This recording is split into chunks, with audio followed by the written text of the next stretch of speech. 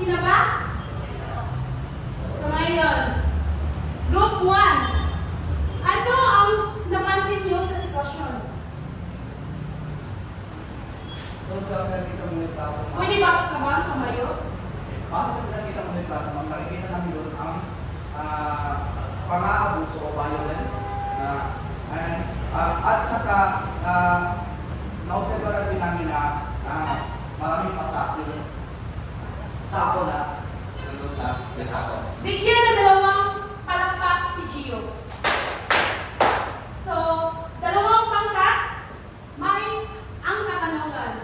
May paglabag pa sa karapatan?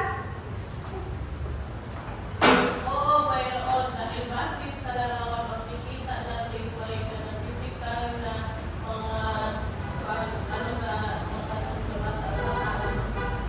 without that, at ito ay isang paglabag sa karapatang banda. Tama! So, tatlong pangkat. Ano ang maaaring mangyari kung hindi alam ang karapatan? Edwin! So, maaaring mauulit ang pagkakagusto sa biktima kung hindi niya alam kung ano ang karapat-dapat o ano ang batas na dapat isang alilis sa kanyang Magaling, Edwin! At ngayon naman, babasahin niyo ang layunin ng aralin ngayon. So, everyone, lahat?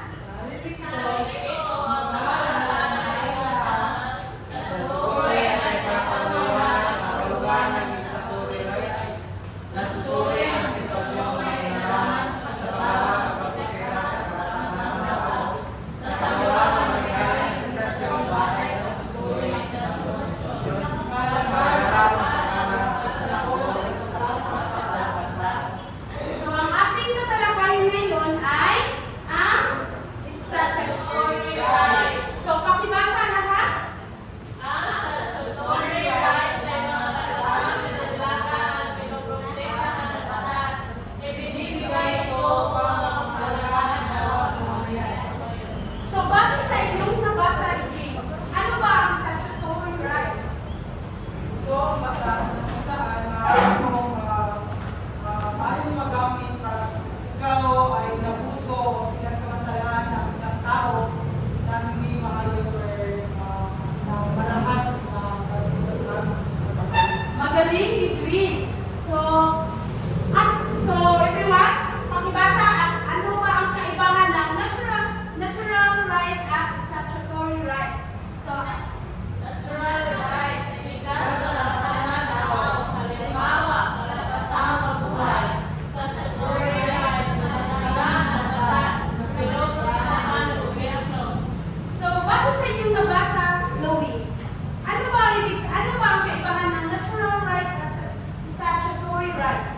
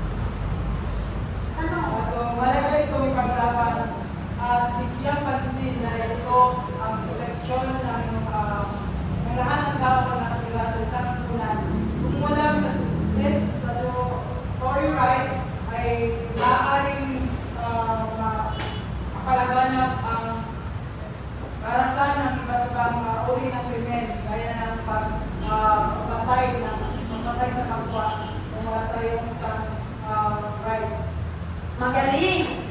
Ninyo! Kumusta ka dyan? Kumuha ka ng isang katanungan?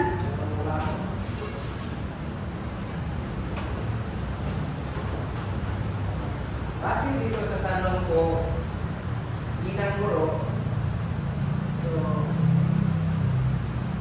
ano ang kaibagan ng statutory rights kaysa sa natural rights? Okay.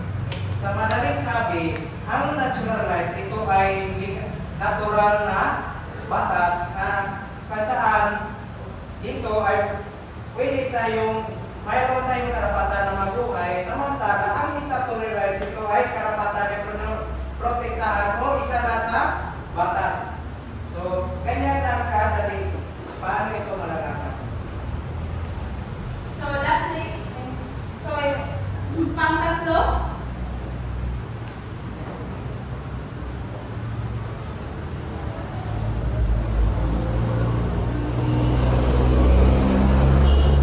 Ano ang ibig sabihin ng statutory rights?